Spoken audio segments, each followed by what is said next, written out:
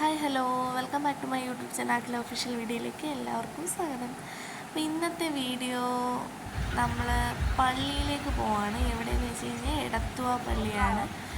അപ്പോൾ അവിടെ നിന്ന് പെരുന്നാളും കാര്യങ്ങളുമൊക്കെ ആയിരുന്നു. അപ്പോൾ നമ്മൾ ഏറ്റവും ലാസ്റ്റാണ് പോയത്. ആൾ കാണത്തില്ല എന്നൊക്കെ വിചാരിച്ചു. ഭയങ്കര ആളായിരുന്നു. പക്ഷേ ഒരുപാട് ഇഷ്ടം പോലെ ആളുണ്ടായിരുന്നു.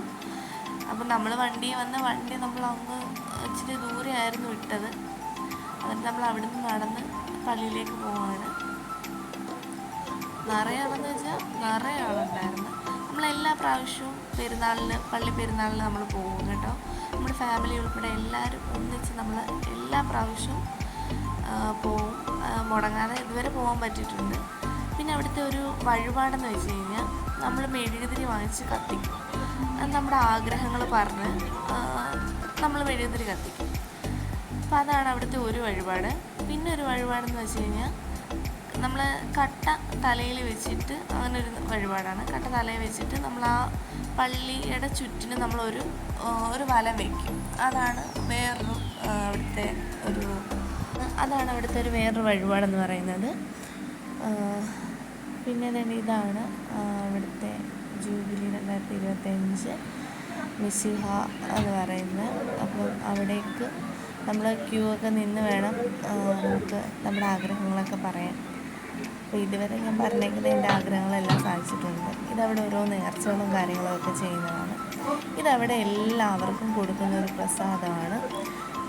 ചോളം പോലത്തെ ചെറുത്, അതിൻ്റെ കൂടെ കുരുമുളക്, കല്ലുപ്പ്, പിന്നെ അവിടുത്തെ ജപിച്ച ഒരു ചരടുമുണ്ട്. നമ്മൾ കയ്യിൽ ഒരു വിശ്വാസം കയ്യിൽ കെട്ടുക.